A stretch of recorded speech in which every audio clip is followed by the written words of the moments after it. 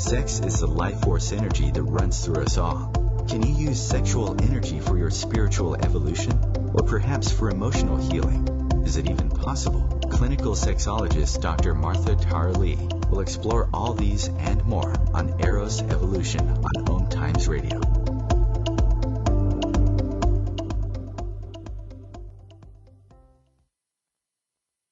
Hi, this is Dr. Christine Horner, and I'm actually a guest with Dr. Martha Tara Lee on her show. And we have an interesting situation because she is in Bali. And so she notified me today that the connections that she has there aren't very good and asked if I could do the show myself. I said, absolutely, I could. So let me give you a little background about myself. I am a board-certified general surgeon, a board-certified plastic surgeon, and worked as a plastic surgeon for about 12 years, and during that time I was doing a lot of breast reconstructive surgery. I had a special interest in breast cancer because my mom had been a breast cancer patient. And in very short order, I started becoming quite alarmed because I was noticing my patients becoming younger and younger, and finally I was doing breast reconstruction on women in their 20s. And I thought, okay, something's wrong. There's, got to be something that women can do to help to lower their risk. And this was about 20 years ago, so at that time there really wasn't much of a conversation in our society about natural health. But what I did then was to go through the medical research and start looking for answers and just see if there was anything that research could point out that would help women to avoid getting this disease. And I literally found thousands of studies that showed exactly why we have a breast cancer epidemic, everything we're doing to contribute to it, all the things that we traditionally don't do in our culture that are highly protective, and they are all natural. So food, supplements, herbs, lifestyle choices. And really 95% of the cases of breast cancer could be prevented just through diet and lifestyle alone. And I found then that was pretty much true for most all chronic diseases. And so my path really took me into teaching about how to avoid the knife, as I say.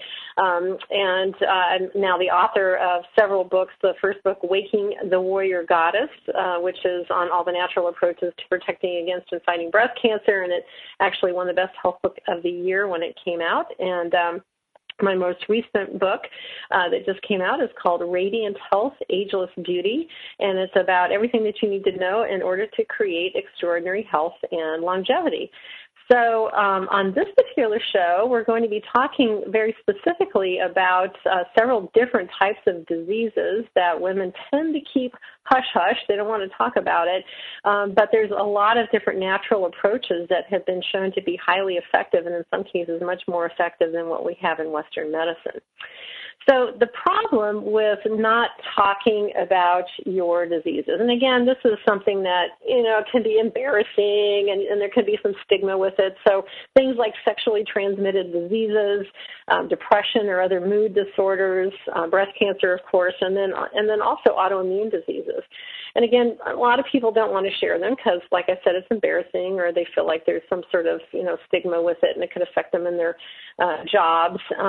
But it's actually the worst thing that you can do, because what the research shows is that of all the things that affect our health, more than diet, more than smoking, and more than genetics, is feeling loved and supported. The number one thing. And the opposite of that is being in toxic relationships. And so that's the most damaging stress that we can have in our body, is being in toxic relationships. And you can do everything right in your life, but if your relationships aren't great, then it's going to be something that can really damage your health. So it's super important to make sure that you bring your friends and family members that you trust to help to support you with your health, and also if you're trying to recover from disease.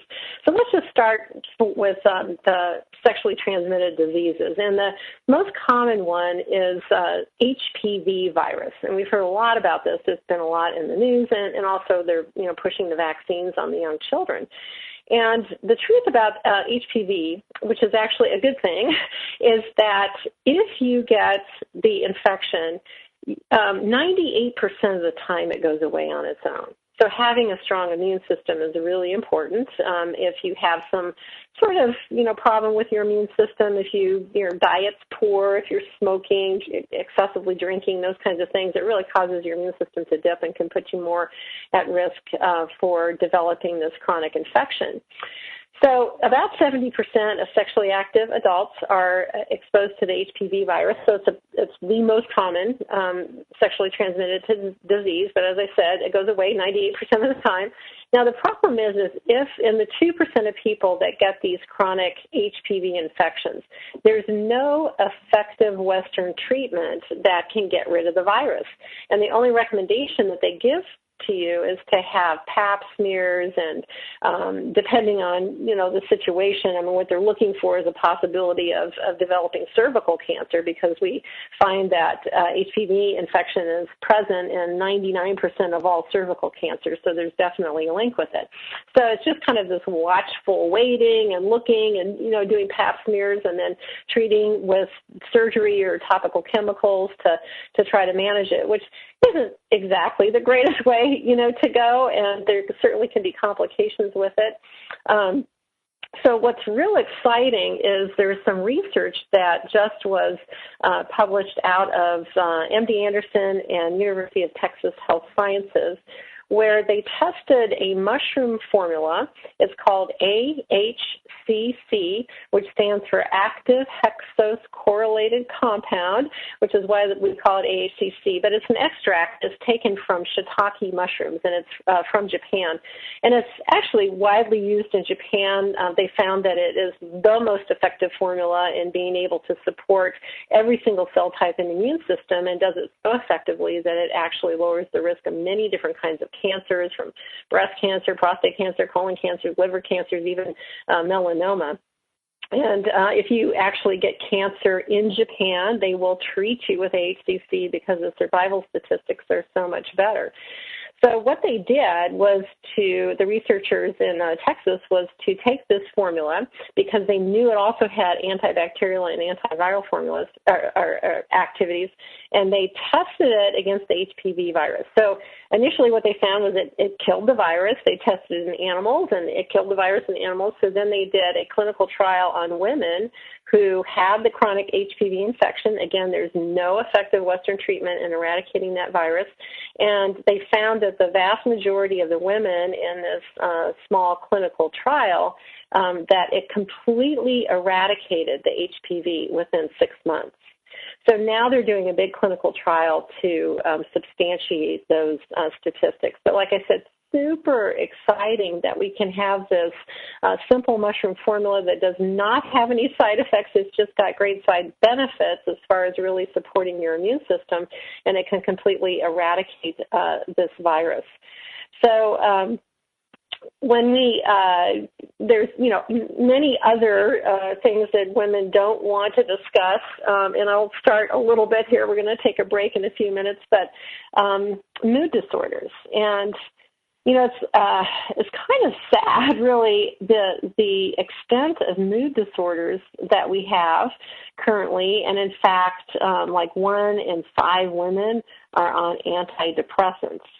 And what we're finding, though, however, with depression is that there's quite a few things that you can do, like simple, natural things that can make a huge difference. And fortunately, there's several different holistic psychiatrists that are now talking about this, where when we have depression and, does it make sense to take antidepressants, or does it make more sense to look at why do you have depression? Because oftentimes it comes from having nutritional deficiencies, or not exercising enough, or your relationships or so forth. So there's some simple things, and we'll talk about that when we come back from the break. But we'll talk about these simple things that you can do that can really make a big difference in these mood disorders. And I know, feeling depressed is something that's got a lot of stigma with it. And again, many people do not share that with their family and friends. And again, it's so important to do that. And in fact, one of the things that helps to alleviate depression more than anything is really hanging out with your good friends. And I know that you certainly had that experience when you've been with people that you really love and enjoy being with, that you just get super uplifted, and whatever kind of troubles that are ailing you at this, particular time, that they just get so much better. So one of the things with depression also is not exercising enough. And we know that is a real problem with most Americans, that about 80% of us don't get enough exercise.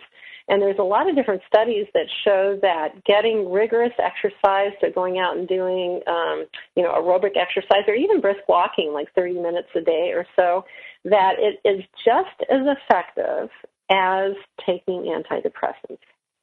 So, we know that antidepressants have so many different side effects that are associated with them, and they can take a long time to take effect, but again, have many different side effects associated with them. And so, if you can make some simple diet and lifestyle choices that make a difference, and being able to correct it just as effectively, that's the way that I strongly encourage that people go. Another important thing is to really make sure that you clean up your diet as much as you can, knowing that you're eating things that don't have high nutrients in them, carbohydrates, junk foods, sugar in particular. These cause your blood sugar levels to really soar, and then when they drop like that, that can cause depression. So those are some real simple things, and we'll talk about some more when we come back from the break.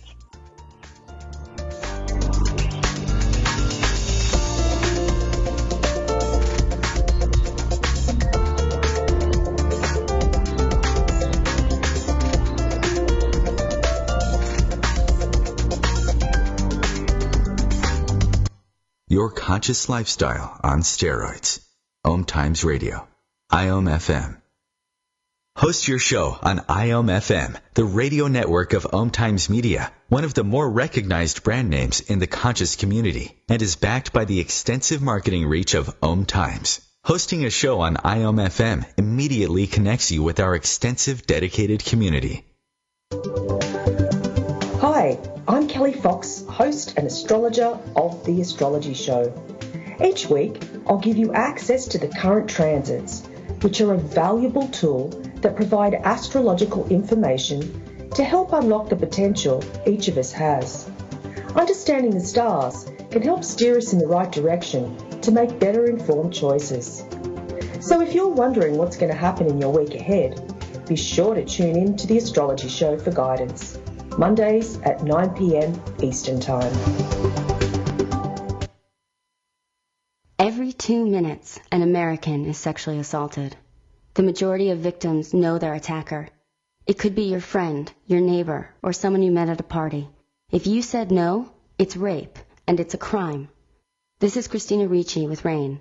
Call the National Sexual Assault Hotline today at 1-800-656-HOPE or visit RAIN.org.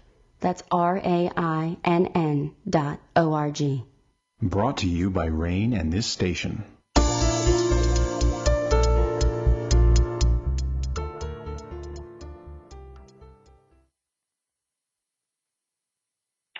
Welcome back. So we're going to continue our discussion on depression, and as I told you, it's a really, really common situation. In fact, the World Health Organization just came out with a statement saying that depression is the leading cause of ill health worldwide, and the incidence of it has increased tremendously. Just from 2005 to 2015, it increased by 18%.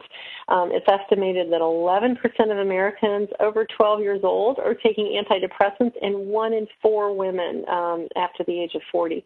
So super, super common. And again, we're really looking at the fact that this may not indicate that there's some brain chemistry problems, but rather it really can come from some diet and lifestyle issues, and also from being low in certain nutrients.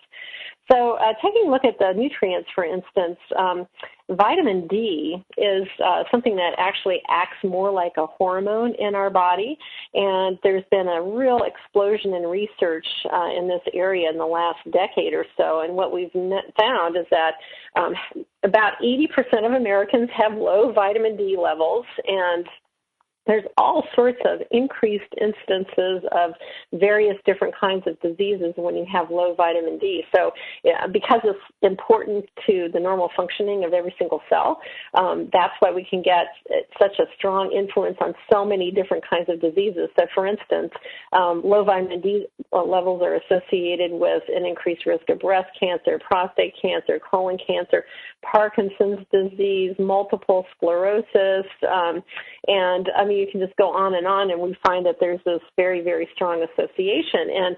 And so if you supplement with vitamin D and get your levels up to that therapeutic dose, then a lot of these disease, the incidences of them go much lower, and in some cases we can actually reverse them. So a good example is depression. So vitamin D is actually associated with depression when the levels are low, and there's studies showing that when people take supplemental vitamin D and get their levels up into that kind of therapeutic range, then their depression gets significantly better. So the only way that you know what your blood levels are to get them checked, and you actually don't even need to go to a doctor's office for that.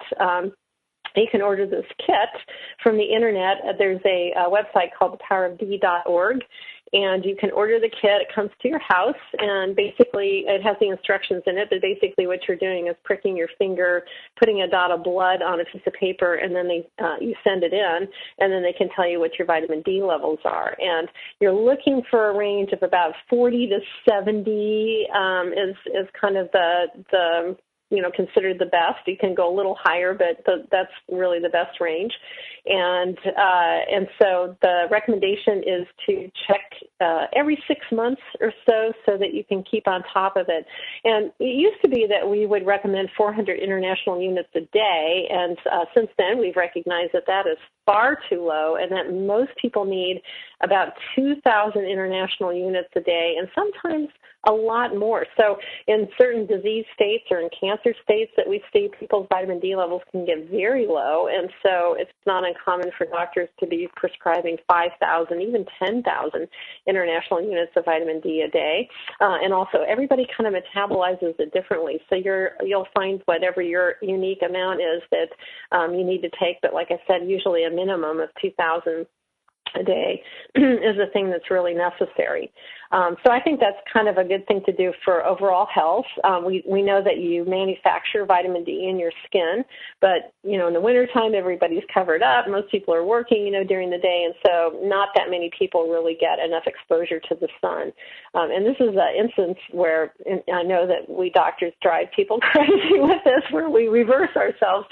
But now the recommendation is to actually not wear sunblock and get out in the sun in the middle of the day and expose as much skin as possible for at least 30 minutes to an hour or so. Now, of course, you have to take into consideration about what your skin type is like and where you are. I mean, being out in the sun in the summertime in the northern climates is not like being in Miami Beach, so you have to be careful with that and not get burned. But definitely getting some exposure to your skin so you can manufacture it yourself is considered an optimal thing to do.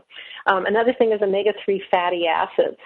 So we villainized fat for a long time, and now we recognize that was a big mistake, another reversal. That it's really important that we get adequate amounts of fat, and it's pretty actually considered a lot of fat in our diet. Because all of our cell membranes are made out of fat. Our nerves are coated with fat. Our brain's coated with fat. Our hormones are made out of fat. And so it's extremely important to consume enough fat every day. But the most important thing is the type of fat that you consume. So there's good kinds of fats and bad kinds of fats. And the bad kinds of fats are the saturated animal fats, trans fats, which are the man-manipulated hydrogen ions added onto them, which have now been they're phasing those out because there's so many health problems with it, and the inflammation is really severe. And so the healthiest types of fats that you can consume are omega-3 fatty acids. And the sources for those include flax seeds, so flaxseed oil, and then also fish oils. And I think it's a great idea to take that every single day just for normal health, because like vitamin D, omega-3 fatty acids are something that are, if you're low in them, they're associated with a significant increase in many different kinds of diseases, and including depression. And if you've got plenty of them, then your risk of having those diseases is significantly lower. The other kind of nutrients that sometimes help tremendously with depression are B vitamins. And then really making sure that you consume antioxidant-rich foods, and this is primarily a plant-based diet, so organically grown fruits, vegetables, nuts, seeds, and omega-3 fatty acids. So that'll make a huge difference. And as I mentioned before, exercise is really critical. And I think all of you probably experience that too when you go outside and you're, exercising or playing. It just instantly elevates your mood. One thing that is we don't pay that much attention to sometimes is our sleep. And we know, most people know, you're supposed to sleep 8 hours a night. But what a lot of people aren't aware of is that the absolute hours that you sleep are equally important. So what that means is what time do you go to bed and what time do you get up. Now, 5,000 years ago, in a system of medicine called Ayurveda, which is the traditional system of medicine from India, it's the one I'm certified in and Deepak Chopra talks about, they recommended that you go to bed before 10 o'clock and you get up by 6 o'clock. And actually, modern research has tested, this theory, and what they found is that actually is absolutely true. And so what happens if you stay up late to like midnight on a regular basis, it actually causes severe hormonal imbalances, and so severe that it almost doubles your risk of heart disease, diabetes, obesity, and certain cancers like breast cancer, prostate cancer, and colon cancer. So one of the major hormones involved with it is melatonin. And melatonin is our sleep hormone. So when it starts to get dark outside, your melatonin levels start to go up. You start to yawn and feel kind of sleepy. And if you go to bed before 10 o'clock, there is a spike in melatonin between midnight and 2 a.m. that you absolutely don't want to miss, because if you do, the consequences are really spectacular. Excuse me. So, as I said, it doubles your risk almost of developing heart disease and diabetes and obesity and then certain cancers, as well. So that's a simple free thing that you can do is really to back your bedtime up. And if you're a night owl, what's recommended is that you back your bedtime up 15 minutes each week. So every week you're going to bed 15 minutes earlier, and then you can naturally train your body to go to bed at that before 10 o'clock and then getting up by 6 o'clock. And I think you'll find you'll have tons more energy and feel a whole lot better too. And then stress is, another thing that can really lead to mood disorders. I mean, a lot of times we get situational, depression from stress. And again, from ancient systems of medicine, like Ayurveda recommended meditation, traditional Chinese medicine, they do Qigong and Tai Chi, and thousands of years ago, they recognized that it was extremely important to do an effective stress-reducing technique every day. And it doesn't have to be very long, just 20 minutes or so. And what it does is it trains your nervous system to not be so responsive. So you can have the same stress happening in your life, and your nervous system doesn't get as excited. It doesn't produce as many of those really damaging stress hormones. And so there's been over 500 or 600 studies that have been done on the type of meditation that I practice, which is called transcendental meditation. And what they found is that this simple mental technique, which is practiced 20 minutes twice a day, that it cut your risk virtually in half of every single, chronic disease that you can think of. So there's a study done in Canada where they looked at hospital admissions, and they found that people that practiced transcendental meditation were admitted to the hospital half as often for every single diagnosis, including accidents, and the only thing that it wasn't was pregnancy. That was it. So it's super important to really manage your stress, and I always think it's a great idea to really take a look at your life and just see what are the things that really stress you out the most, and then see if there's anything that you can do about it, because sometimes we have our life in such a place of decisions that we've made where we can actually change those things. Other times, there's stresses that we have no control over. But if you do have control over some of those stresses, then it's really good to just do an inventory of your life periodically and say, okay, how is this working for me? How, what's working, what's not working, and then make those adjustments, because stress is something that not only plays into depression, but also the National Institute of Health has said that 90% of all illnesses, mental and physical, that stress plays a significant role in those. And then finally, another kind of interesting fact is that a lot of our brain chemicals are actually manufactured in our guts, so like in our colon. It's actually considered a second brain because of the manufacturing of these neurotransmitters. And so your gut health actually has a lot to do with your mood. And cleaning up your diet is going to help a lot. You can also take probiotics or eat probiotic foods, so like fermented foods like sauerkraut, kefir, kombucha, a drink. So all of these have some wonderful bacteria in it that actually are super important for a lot of different functions in our body, and also in manufacturing these particular brain chemicals. And then finally, there's certain herbs that you can take and other nutritional supplements. So St. John's wort is something that most people have heard of, and there is good research showing that it helps with some mild depression. And then there's certain nutritional supplements that are actual precursors for making the brain chemicals, like 5-HTP for serotonin and theanine. So I'll catch up with you after the break.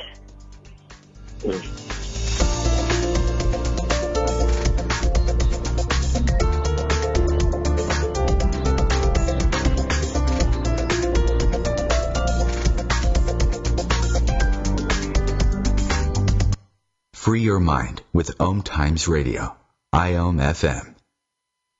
OMTimes Magazine is one of the leading online content providers of positivity, wellness, and personal empowerment, a philanthropic organization. Their net proceeds are funneled to support worldwide charity initiatives via Humanity Healing International. Through their commitment to creating community and providing conscious content, they aspire to uplift humanity on a global scale. OMTimes, co-creating a more conscious lifestyle. Hi, this is Julie Geigel. And I'm Susan Schuler. And I'm Lori Walker. And we are the Psychic Angel Channelers from Angel Talk Tuesday. Tune in every week at 10 a.m. Eastern on OMTimesRadio.com. The angels have heard your call and are here to help. Are you ready to receive? Bathe in the beautiful vibrational frequency to help you heal, expand, and remember your magnificence with Angel Talk Tuesday. What's up? This is Brad and Mike from Lincoln Park for LifeBeat, the music industry fights AIDS. Listen up, times are tough and you get a lot of things thrown your way. If you're being pressured to have sex and you're not ready, then say no. If you're having sex, be smart and use protection. Respect yourself and protect yourself.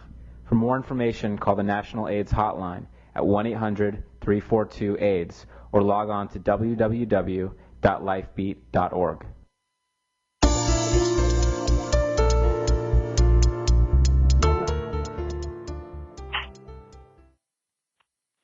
And we're back. So we're going to talk about breast cancer. This is actually a subject that's really near and dear to my heart. It's the subject that got me interested in natural health. And as I mentioned at the beginning of the show, I wrote a book called Waking the Warrior Goddess, Dr. Christine Horner's program to protect against and fight breast cancer, that came out maybe 2005, and it won the Best Health Book of the Year, and now I've done 3 editions of it. So the last edition was a few years ago, and I added 150 pages to it because there's really been such an explosion of research in this area. And as I also mentioned previously, the research is really pointing out that about 95% of the cases of breast cancer could be prevented just through diet and lifestyle alone. So, huge number. So what causes breast cancer? I mean, that was kind of the big question, that I had when I was starting to investigate it. And we find that truly it is a diet and lifestyle disease. And if we look at the standard American diet, it's actually a recipe for breast cancer, prostate cancer, high blood pressure, colon cancer. I mean, all the typical diseases that we see in our culture right now is because we're really eating the wrong foods. We've gotten away from how we're supposed to eat, which is eating a plant-based diet that's organically grown fruits, vegetables, whole grains, nuts, and seeds. That's kind of the secrets to having extraordinary health as far as diet is concerned. So, when we look at a fast food meal, and this is actually, when they do surveys, they find that people who in the United States, that what's the most frequent type of food that they consume, and they find that it is eating fast foods, because it's most convenient. And so when you go through each thing that is, or we'll call it a food, that's not really that's in that meal, we find that it actually is something that is pro-carcinogenic. So red meat, for instance, they found that red meat, women who eat the most red meat have a 400% increased risk of breast cancer. And they put that burger, it's more like an industrialized product, but then they serve it to you in a white bun that's been stripped of every piece of fiber and nutrient from it, and now what we have is a refined carbohydrate. So when you eat sugar or refined carbohydrates, what happens is it gets absorbed into your system very quickly. It causes your blood sugar levels to spike, and then your body will crank out insulin to help to facilitate getting the glucose into your cells. Well, the problems with that is that they found that cancer's favorite food is glucose. So the more sugar you consume, the faster the tumors are going to grow. It also causes huge inflammation. Then the secondary thing is the hormone insulin. So these high glucose levels, cause the pancreas to release insulin, and insulin actually has been shown to be a growth factor for tumors too. So they check the membranes of the tumor cells and they find these little receptors for the insulin. So when insulin comes and hooks onto those receptors, it causes cells to grow and divide more rapidly. And so women who have the highest insulin levels in their body have a 283% increased risk of breast cancer. Number one vegetable consumed by Americans, French fries. I'm like, the Mayans ate 1,200 different kinds of plants, and we eat one, and we think, why are we sick? Well, we were actually designed to eat a really diversified diet. I know a lot of people get on these kicks of certain foods like kale, which is good for you, but you don't want to just overdose on one particular form of food. You want to make sure that you do a really diversified diet because, again, that's how we were designed, and you kind of take advantage of all the different pharmacies that are in each plant, which is, really unique. Being overweight, the statistics in the United States are pretty scary. It's like 60% of us are overweight or obese. And being obese is actually a risk factor for many different kinds of diseases, from the heart disease to depression to breast cancer. And postmenopausal, it's felt that at least 30% of postmenopausal breast cancers, that obesity is something that plays a huge role. And one of the reasons is that we find that breast cancer is a hormonal disease, so what that means is a hormone causes it to grow, and that hormone is estrogen. So anything that increases estrogen will increase the risk of developing breast cancer. So when you're overweight, the problem is that fat cells actually manufacture estrogen. It's not just the ovaries, and after menopause, all the estrogen is manufactured in the fat cells. So you have a lot more estrogen production that occurs. And also, there's other proteins that fat cells will produce that are pro-inflammatory, and we know that inflammation plays a key role in the initiation and progression of virtually every single chronic disease, including breast cancers. Alcohol, I'm always unpopular when I bring this one up, but they have actually found a direct relationship between the amount of alcohol that a woman consumes and her risk of developing breast cancer. So one drink a day increases the risk by 22%, or 11%, sorry. 2 drinks a day increases it by 22 to 40%, and 3 drinks a day, 33 to 70%.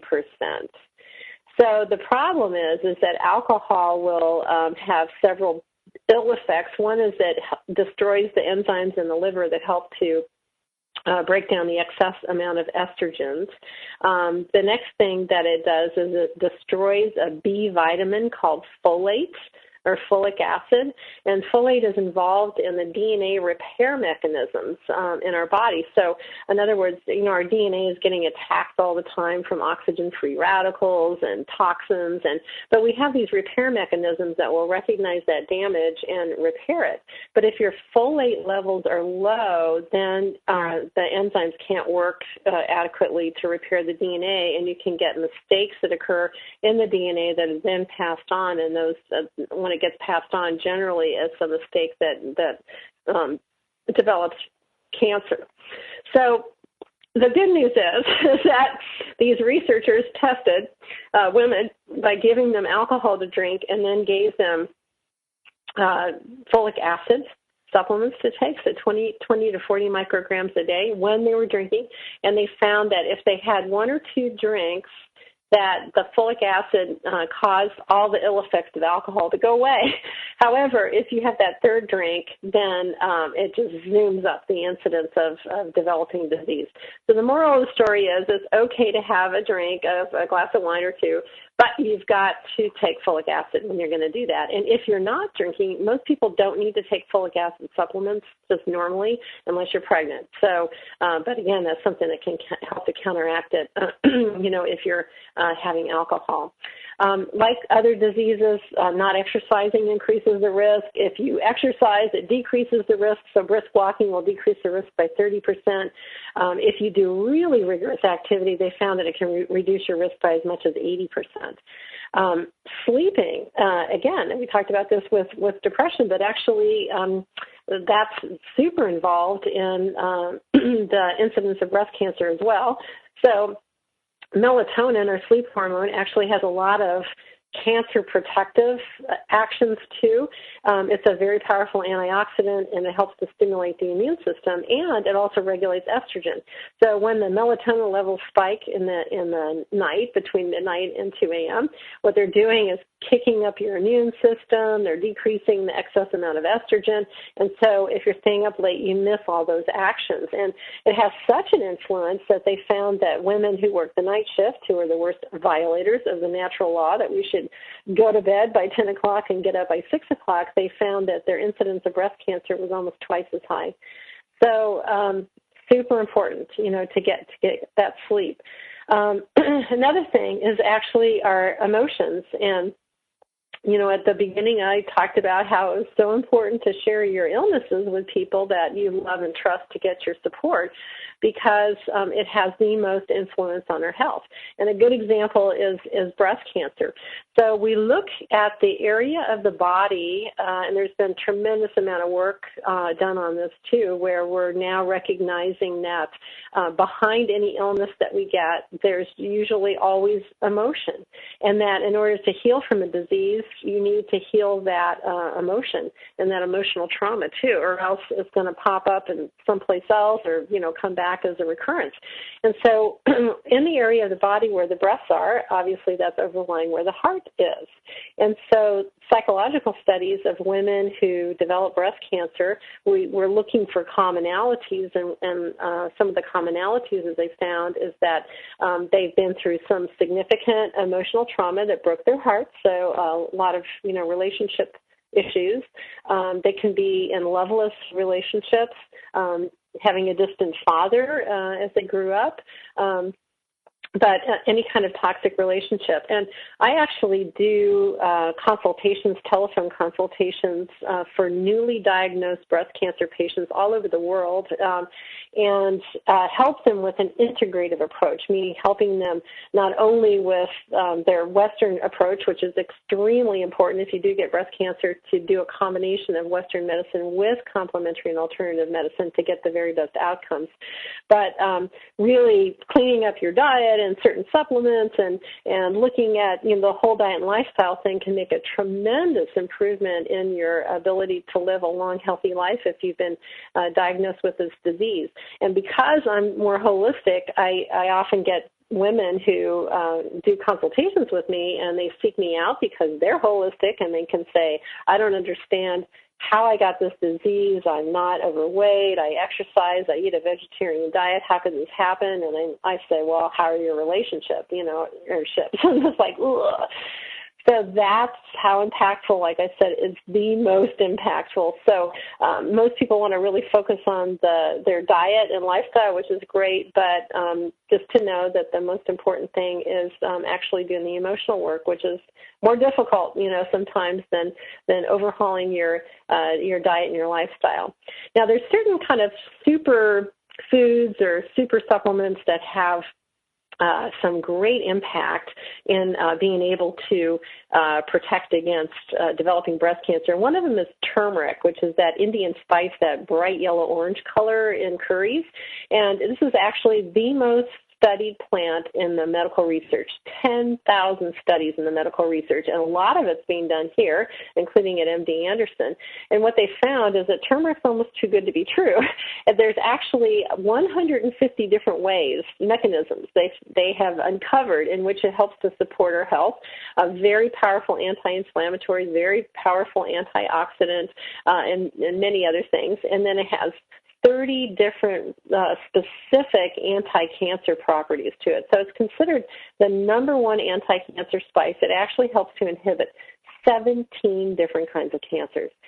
So unless you're, cook Indian food all the time, this is something that I highly recommend taking as a supplement because you really want to take advantage of the incredible medicine that turmeric has to offer. And in order to get therapeutic doses in every day, then you really do need to take a supplement with it. Flax seeds are another one that are considered the number one anti-cancer food for breast cancer. And you can grind them up, add them to anything, or take them as a supplement. And when we come back, we'll talk about autoimmune diseases.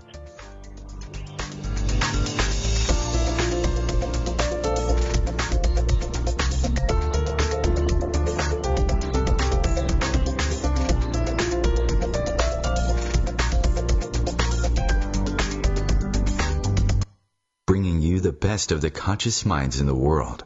OMTimes Radio, your conscious lifestyle on steroids.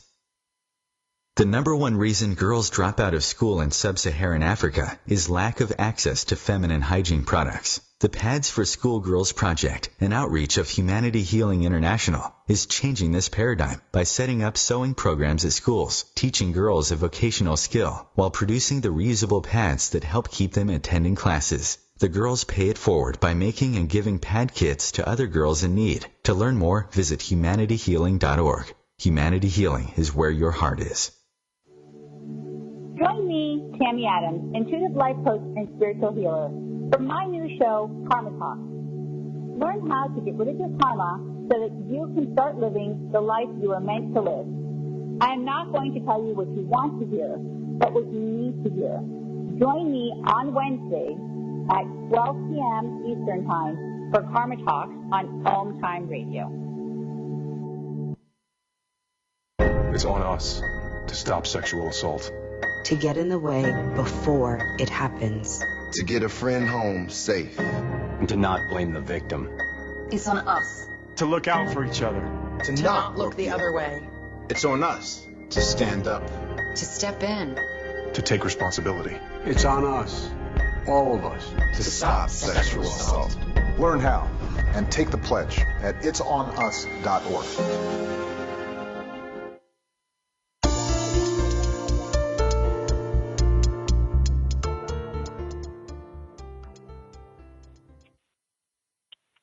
Hi, this is Dr. Christine Horner filling in for Dr. Martha Tara Lee while she is on vacation in Bali, enjoying herself there. So we were just talking about the natural approaches to breast cancer prevention, and before I move on to talking about autoimmune diseases, I also want to just mention about menopause. So one of the things that we found that significantly increases the risk of developing breast cancer is hormone replacement therapy. And many of you are probably aware, back in 2003, there was the Women's Health Initiative study that came out and said, oops, all the things that we thought that hormone replacement therapy would do, it was actually the opposite of that. In fact, it increased the risk of developing breast cancer, uterine cancer. It was something that could increase your risk of gallbladder disease and blood clots, and didn't protect against heart disease or Alzheimer's. So the prescribing practices kind of changed overnight, and what we found was the incidence of breast cancer went down by 7% the first year and 7% the second year. So we've been kind of steady at this point in time after that drop. And definitely we can get it to drop some more. But now I kind of see this alarming trend where people are going in to use bioidentical hormones instead. And, to me, that just doesn't make sense. We don't have long-term research. You have to actually follow people into the future for 20 years before you get accurate data on it. And the short-term research that we have shows that, yes, it's better than the pharmaceutical hormone replacement therapy, but it does still increase your risk of developing breast cancer. So for me, it just makes much more sense to say, okay, why do you have these, symptoms that are causing it? What can you do to reverse it? And simple things like going to bed before 10 o'clock, sometimes that induces enough balance into the body that the hot flashes go away. And I've had that happen with a number of women. And instead of taking these hormone replacement therapies, now the only instances I think it's really important for it is right after surgery. You go into sudden menopause if you have a hysterectomy, so it's important to take them for a year or two afterwards, but then try to get off of them if you can. And there are a number of natural substances that have been widely researched that have been found to be extremely effective. They're non-hormonal, and they don't increase your risk of developing breast cancer or any other types of diseases. So around the world, the cultures have been using these things for thousands of years. Like in South America, they use maca, which is a superfood known for giving good energy, but it's very hormonally balancing. And then flax seeds, as I mentioned before we went on the break, is considered the number one food for helping to lower the risk of breast cancer. It has about 12 different actions in which it does that, but also is hormonally balancing and helps to reduce the incidence of hot flashes as well as even PMS. And then there's a new product that, relatively new. It was actually used in Europe for the last 15 years. It's a supplement that's actually made from yellow flowers that look like daisies from Sweden. And what they found is that it works non-hormonally. They've researched it just like with the rigors that you would do with a pharmaceutical medication, and found that it is very effective for hot flashes, mood swings, night sweats, there's actually 2,000 OBGYNs that are now recommending it because of the level of research that was done on this nutritional supplement. So Relizen, Relizen, is another great choice. Okay, so with the time left, I want to talk a little bit about autoimmune diseases. And a lot of times, I've heard, we hardly even hear about those. They're not that common. And that's a good point, showing out that people don't talk about them when they have them, because they're very common. In fact, about 20% of people in the population, 1 out of 5 people, have an autoimmune disease, and these are things like lupus, rheumatoid arthritis, Hashimoto's thyroiditis, psoriasis. So basically what autoimmune diseases are is that something's broken down in your immune system, where suddenly your immune cells are recognizing your own tissues as foreign, and they start to attack it. So like in rheumatoid arthritis, they start attacking your joints.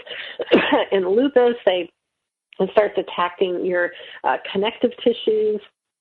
Hashimoto's thyroiditis, obviously for the thyroid, but there's actually like 145 different autoimmune diseases, so it's very widespread.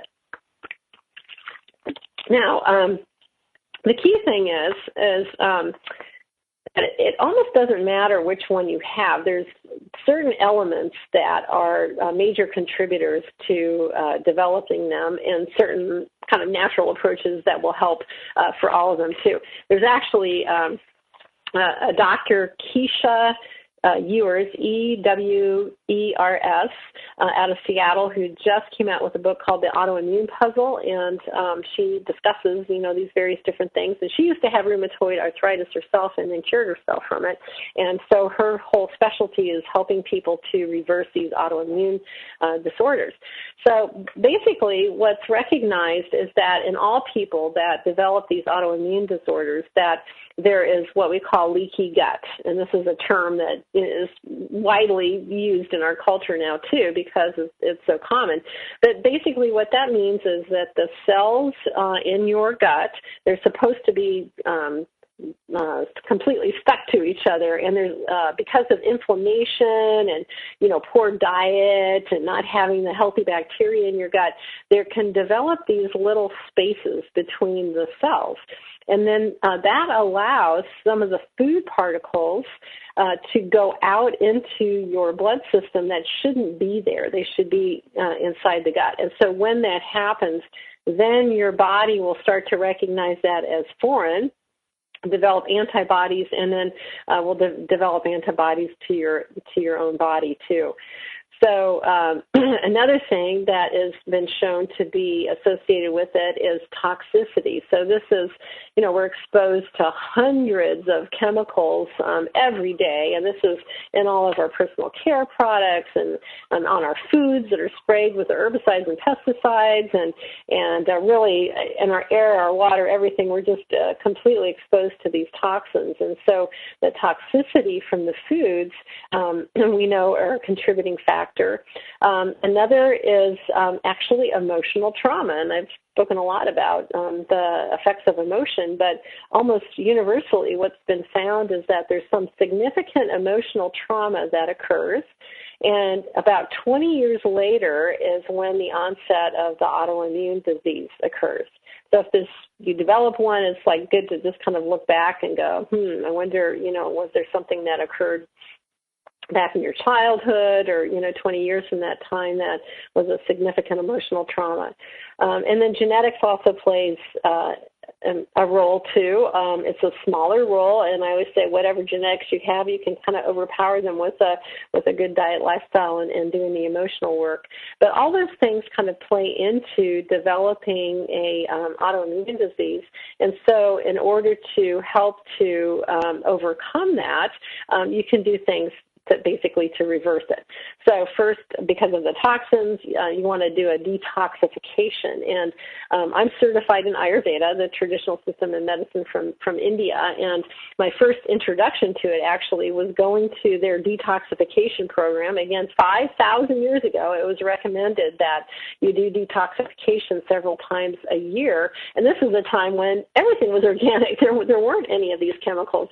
But it was recognized that just from emotional toxins, again, if you're eating when you're upset, then you don't digest your food fully, and that can act as particles that can kind of clog up your channels.